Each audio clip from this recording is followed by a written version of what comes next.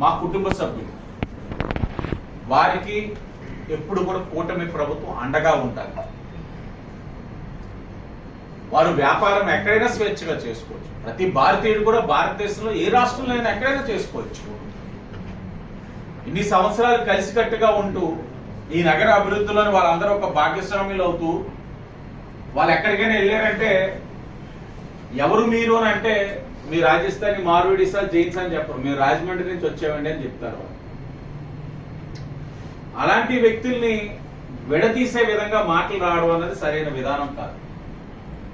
మా బంధం చాలా బలంగా ఉంది. ఒకటి, కూటమిగా వాళ్ళని గౌరవిస్తా ఉన్నాం, కూటమిగా అన్ని విధాలుగా కూడా వాళ్ళకి రక్షణ ఇస్తామని ఉన్నాం. అన్నిటికీ మించి మా బంధం చాలా బలంగా ఉంది. ఈ బంధాన్ని భంగం కలిగించే విధంగా ఏది వచ్చినా కూడా కూటమి ప్రభుత్వం కఠినంగా చర్యలు తీసుకుంటారు. స్పష్టమైన హామీ ఇస్తా ఉన్నాం.